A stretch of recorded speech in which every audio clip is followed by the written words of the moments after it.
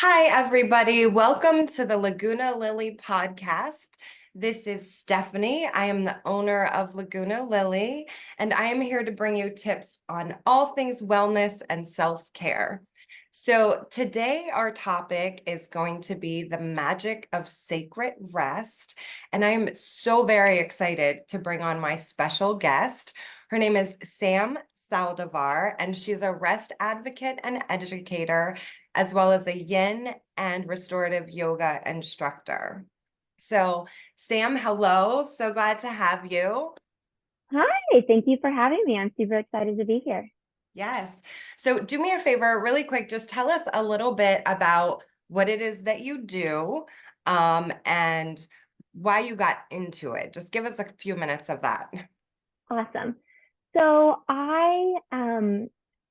my background's in yoga, where I started my career.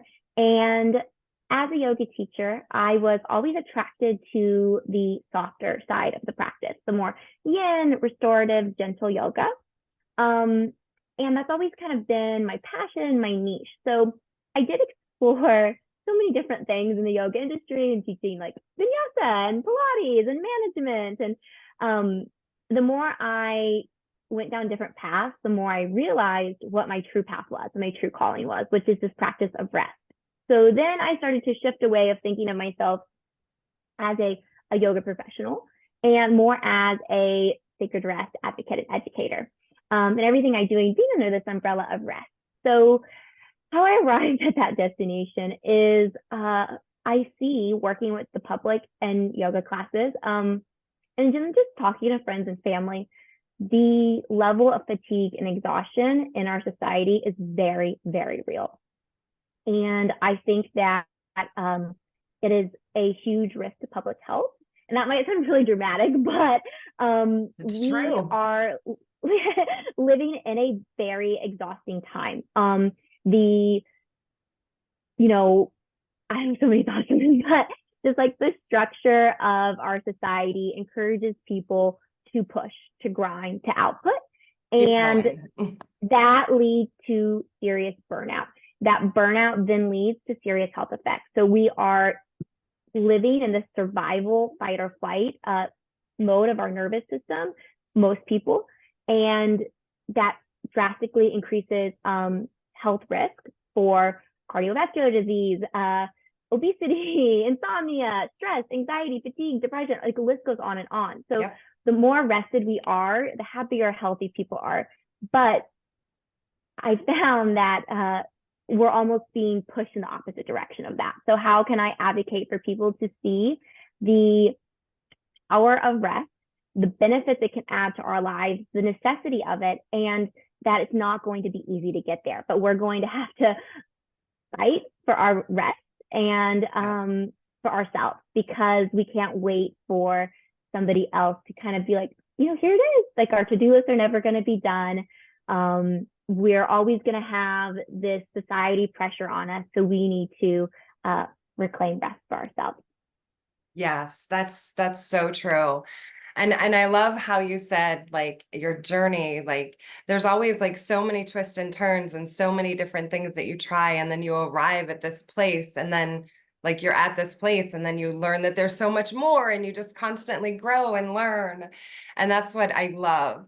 So, okay, so I really want to get into kind of like the cycles of nature, right? So we have the seasons, um, and a lot of times for me, I feel like winter is really a time of rest and reflection. And I kind of want to have you expound on the rest in winter a little bit, because I know a lot of times people are like, well, no, I still need to exercise. And I'm not saying don't move, movement's important, but can you talk a little bit about the cycles of nature and how that has to do with rest, and especially in winter time? Absolutely. And I love that question because um, this is something that I have been really finding myself returning to again and again, is the cyclical nature of things and our connection with nature, right? So I think that, Mhm. again, modern society, we're so disconnected from the natural world, right? We have these screens and lights and Yes. electricity and technology and all these, they're amazing, right? It's amazing. But that advancement has disconnected us from nature because we can stay inside all the time and we can, have all the foods all the time. Like before, we Yeah. were forced to be in tune with nature because we had to rise with the sun and go to sleep when the sun goes down. And we were only able to eat things that were in season. And so we Yeah. are naturally built to live in tune with nature. Um, Winter as a season, and then just like talking about cycles and rhythms. Everything has a cycle of life, death, and rebirth. We often can kind of cling to that, fearing the death phase, not thinking about the rebirth. That for change to happen, we Yes. have to let something go. We have to find that catalyst. And then after it happens, the letting go, to give ourselves a moment of pause before we can birth something new, before we can be reborn. So winter is that pause. This is the time that we are planting our seeds for what we want to manifest in the year ahead. This is a time where, as the days are shorter, the nights are longer, it's colder, our body's natural response, our biological response is to want to do less, to preserve energy, because now is the time to rest and nurture self. So the interesting thing is, again, we are kind of told to, or pressured to ignore this because of the timing of the holidays being during the winter months, which is a very like joyous, extroverted time, and it's beautiful. But it also then people might think like, oh, I feel really tired, and I'm going to another Christmas party and another big dinner, and like, oh, why do I feel so tired So doing many all this? obligations. Yes. Exactly. And it's because we need extra time for rest right now. So if you are feeling more tired, less motivated, that's normal. That's okay. That's your body's response to winter. So it is an important time to find that pause because I like to think about this as, again, that cyclical nature, but also a way people I think can really relate to is just recharging a battery, right? Or refueling your car. If we're constantly pushing the gas, if we're constantly getting down to zero, our tank's never full. And so we're not going to be operating as our best self, our happiest self, our healthiest self. So rest being this, in the cycle of a year being the Mhm. time for, or winter being the time for rest in the cycle of the year. Um, and this being that time, so then spring, we can be reborn. Summer, Yes. we can reach our peak, our joyous, our most vibrant self. And then fall, we can start to shed those layers of things that no longer serve us, going back into that cycle of rooted groundedness. So we can bloom bigger and better the next year, and again and again and again. I love that. I love that. So, question, are you supposed to sleep more in winter, or is it just slowing down more in winter? Can you explain that a little bit? Absolutely. I think everybody needs to sleep more all the time. I know we don't get enough. We don't get enough. So I think if you think about it, like we go into sleep deficit. So anytime that you're not getting enough sleep, that deficit keeps racking up. And most people never actually get caught up on sleep deficit. So I would say, yes, sleep more, but also just sleep more all the time.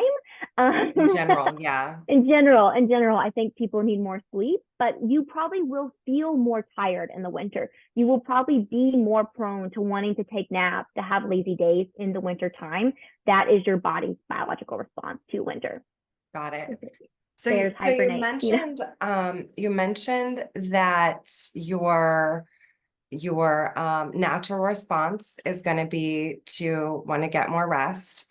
And I get that, but it's still super important that we're incorporating movement and not just sitting on the couch all winter long. I just want to put that out there because I know a lot of people, and I'll be totally honest, I'm one of them. I hate cold weather. Like if I could lay in bed, snuggled under covers with like fuzzy socks and like hot tea all winter long, I do it. But I know like movement's really important too. So I just want to put that out to everyone. Make sure that you're still getting movement. Like go outside, walk. It doesn't have to be as strenuous, right? Like as in summertime. Absolutely. Yes. And, I would say too, as long as you are keeping up with movement on a regular basis, it doesn't have to be necessarily the same type of movement, right? So in the summer, maybe you have outdoor activities you really Mhm. enjoy. So it's important to, when winter happens to get cold, to either keep up other outdoor activities, because that's where the like sad seasonal anxiety and depression that can come Yes. in, because we're not getting enough sunlight. And so it's still important to go outside, to move your body, to get sunlight, because we don't just have rhythms through the year with the seasons, but through our days with our circadian rhythm, through the months with the moon cycle. So there's these like spirals of rhythms and Yes. ebbs and flows that we're following. And so if you're just focusing on the annual, the seasonal, that's that macro scale. But then we have to tune into our monthly, weekly, daily routines and schedules to still make sure we're getting a balance, Yes. and that we're getting all these things we need for mind, body, spirit to feel nurtured, fulfilled. But within the climate of the season, we're adjusting and adapting.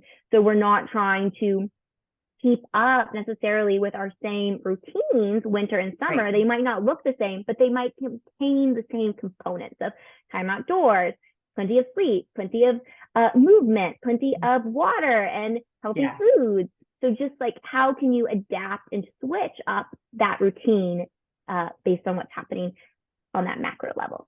Yes. So I'm glad you mentioned circadian rhythm. I want to get into that in a second, but I do have one more question about what you said about catching up on your sleep deficit.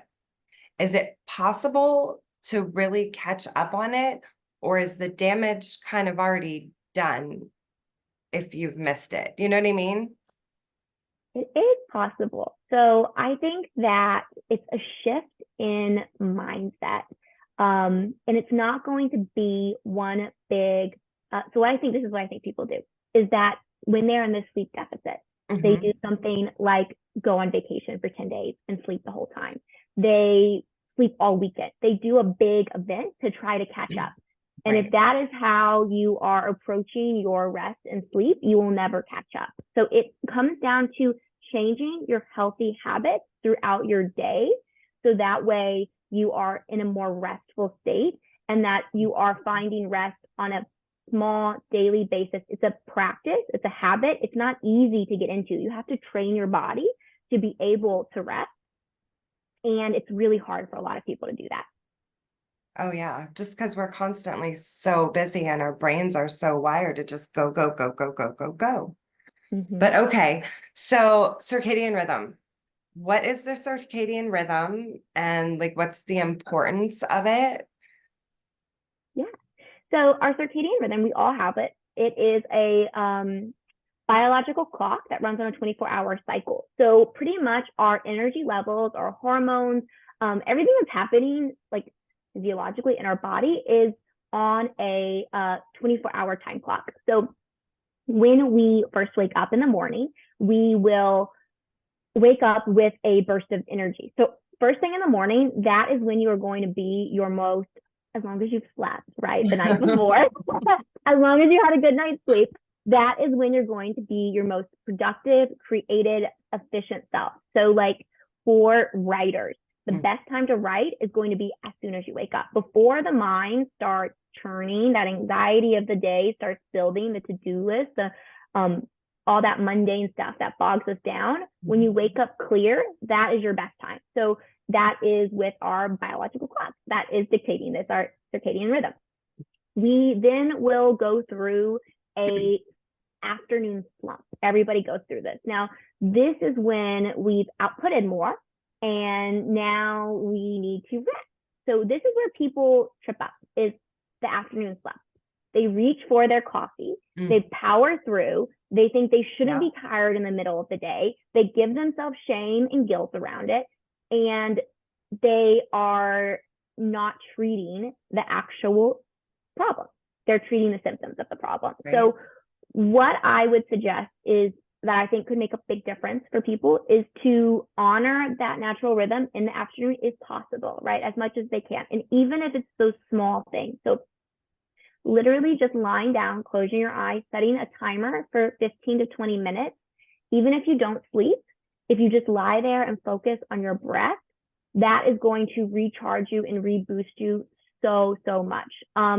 If you really want to do like super power nap, if you like, I have to have caffeine, you drink a glass of green tea and then you lie down for 20 minutes and then you wake up and it's going to feel like you had like so much energy, because that's how long it takes the caffeine to hit your body. And that's how long it takes for you to get a just gentle reset of rest. So some kind of afternoon nap, people will come to me with this when I say this, but I wake up feeling worse after a nap. I can't sleep. I get this all the time. So if you were thinking I was the, thinking that. the key to the afternoon nap is to not exceed 45 minutes. If you exceed 45 minutes, you go into your REM sleep. And that is when people are groggy and, disgruntled when they wake up from a nap. And also to make sure you nap sometime earlier in the late morning, early afternoon. If you're napping later in the day, let's say after probably 3-4 o'clock, then that could start to impact your ability to fall asleep later on. Got it. So then with that cycle, after you have a rest period, you will then have another burst of energy. This afternoon time is the best time for movement. It's the best time for creative work. This is when we are not so in our heads, but more in our spirits and our bodies. And then we start to wind down for bed again. Our melatonin levels start to increase in the evening. And so where our circadian rhythm gets thrown off today is with the lighting. So we are exposed to all these blue lights, which doesn't tell our brain it's time to go to bed. It tells our brain the opposite, that it's still daylight. It's time to be awake. It's time to do things. So, I think it's something that everybody knows, like, oh, not use screens. Nobody actually does it. But right. there are other ways too. There are other ways besides that you can find that balance. But that's a little bit about the circadian rhythm, the flows of our days, and how we can again tap into these cycles that are occurring within us and around us to find more ease in our lives. So that way we're maximizing not just our output, but input as well, and our rest and activity. And it's all this dance of yin and yang and balance, and how we can tap into using rest as a tool to then show up as our best self for those more yang type activities, those more active outputting activities. Yes. So, okay. So tell us, because, with our busy, crazy society, most people's circadian rhythm is like way off. So what are different things that we can do to bring that more in balance? I know you mentioned nap time, but I'll use me as a prime example, right? So I wake up at like 6:30 every morning, but I'm usually like forcing myself to go to bed just because I know it's time to go to bed, not because my brain's shutting off and I'm done doing everything I need to do. But it's bordering on like 1 o'clock and the 12:30, 1 o'clock in the morning, right? And a lot of the time is on the computer. And I understand I am not supposed to be in front of a computer, but here we are now. And all day long, I'm on a computer. So like, what are some things that we can do to kind of like help balance out our circadian rhythms? Right. Exactly. Because we're not going to like throw all our screens away and go live in a cave and like, live by the sun and the moon. Like that's Although not, that sounds really great, sounds but great. reality is. Exactly. So here's some things that we can do to help with it that fit into the shape of our lives, right? And I think, again, it's about finding the habits that work for you, because habits are key here. Those small daily differences, and you're never going to pick up on a habit if you really hate it. So like you have to figure out what habits make me happy, make me feel better. What am I excited to do, and what doesn't feel like a chore? So some things you might consider, right? Or if you're listening, you might consider finding a consistent sleep schedule. So, even if you can stay up late sometimes and you need to go to bed earlier. Like I try to be getting in bed by 8:30 every night. If you are able to fall asleep That's before 10, beautiful. if you're able to I'd fall love to do asleep, that. Oh my it's gosh. pretty great. It's pretty great. I don't fall asleep until closer to 10, but I'm getting upstairs to go to bed at 8:30 every night, brushing my teeth, you know, like Your whole doing my routine. whole routine, my whole bedtime routine. So I'm probably falling asleep closer to 10, but I have this ritual around bedtime. So I know it's time to start winding down. My body starts to get tired around 8:30, Mm. anticipating it's time to go to bed. Um, I have this nighttime routine that brings me joy. It's things I like. So the nighttime routine is really important. I If love you that you mentioned the nighttime routine though, because like everything I've read about this, it's all like, think about when you were a kid and your mom used to put you to bed and she used to tell you, okay, it's time to take a bath. Okay, go brush your teeth. Okay, like, you know what I mean? And then she would read you a story and then tuck you into bed. So it's kind of like you creating your own like nurturing routine and you kind of like parenting yourself. absolutely, and that's key is that it feels nurturing and that it's things that are you feel taken care of, and you're the one taking care of yourself. You're parenting yourself. So, and even if it's like something kind of silly, I think it's worth it. So that's something else I've been exploring as I've been working on healthy sleep habits is Okay. like getting like, oh, I'll sleep with a stuffed animal now because I like it, because it is nurturing to me. And I'll find all these things that make me feel more comfy, make me feel Yeah. more at ease. Um, even just finding an essential oil blend for my diffuser that is nice. So it's all these little touches to make it feel special and luxurious Mhm. and nurturing to fall asleep instead of just being like, go, go, go. Okay, I'm gonna lay down. I'm going to go right to sleep. Done. Like that's not how it works. Right. We have to like ease our way in. That's why it's called falling to sleep. We can't push it. We can't force it. We have to fall into it. Not crashing asleep, falling slowly, gently. Exactly. So let yourself fall into sleep like a warm bath. Nice. So, okay, how can yoga, restorative yoga, yin yoga, how can that help us with our circadian rhythm, with getting enough rest, all that? Absolutely. So people often think about rest as just sleeping and napping, but it's actually a lot more than that. There are all these different layers to rest: physical, mental, emotional, social, stimuli, um, spiritual, and creative rest. So 7 different types of rest. And yoga can help you to tap into many of those practices, types of rest, if not all of them, depending on the nature of your practice. So we need to find rest in all these different areas.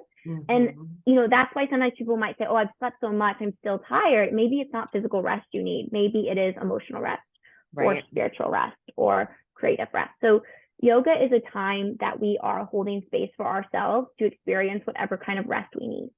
I There love are different that. types of there are different types of yoga for different types of personalities too, right? Some people are going to have a little bit more of a struggle resting. That's okay. They're fiery A type personalities. They might find a lot of rest through a vinyasa class, that they need something to connect with their breath, connect with the present moment, get mindful, but still move the energy in their body, still Right. find a sense of like relief. So vinyasa, which is a more active form of yoga, can be restful for those like go-getters out there. Right. And then yin and restorative yoga are deeply restful practices because what we're doing in them is we're hovering in that space right above sleep. So sleep and rest are 2 different things. And you can think about like when you're in this, you're falling asleep and you're not quite asleep, you're not quite awake, you're in this kind of dreamy place. That's where we're hanging out in restorative and yin yoga, is this dreamy place. And that is a really magical place to be. That's where we can tap into our divinity, our intuition, our creativity. That's where we can heal ourselves from the inside out. So Yeah. this is a really powerful practice to not be asleep, but not be awake, but be somewhere in between and to experience whatever is coming up in that moment. I love that. That sounds amazing. So, okay, so if you could leave our listeners kind of like with anything to sum up everything we've talked about, what would that be? Mm. What I would say is to pick one thing that you can do every day, even if it's just minimum 15 minutes, maximum however long you want, minimum 15 minutes, something a day that is nurturing and restful. And it doesn't have to be a nap. It doesn't have to be what the world tells you it needs to look like. If it is Right. filling your needs, if it's helping you to rest body, mind, and soul, it's the right thing for you, and to make a habit of it and to stay dedicated to doing that every single day and to prioritizing it in this small way, because we all say we're so busy, we don't have time, but we do have 15 minutes. We can move things around. It's what is important to us. And I think that Exactly. rest is really important. And the more you rest, the easier it becomes. The more you rest, the deeper you're going to drop into yourself, the more you're going to tap in to the magic, the divinity, the power, and the softness that's within you. And the more fulfilled and vibrant you will be able to move about your life. Sam, that's so lovely. And honestly, rest is one of the things that I do not get. So that's why I'm starting this year off focusing on rest. I mean, obviously, with the cyclical nature, it's the time for it, but I'm so grateful that you came on and gave us all of this tips and information. Super helpful. Can you do me a favor and give all the listeners, viewers, your information so they can find you? Absolutely. I would love that. My Instagram is at radiaterest, and my website's the same, radiaterest.com. I have a virtual studio, the Rest Nest, where I offer rest and yoga practices. I also, if you're in the Orange County area, offer live workshops, trainings, retreats, and they're all on my website and Instagram as well. Nice. Well, thank you so much. Thank you, everybody, for listening and watching, and we'll see you next time.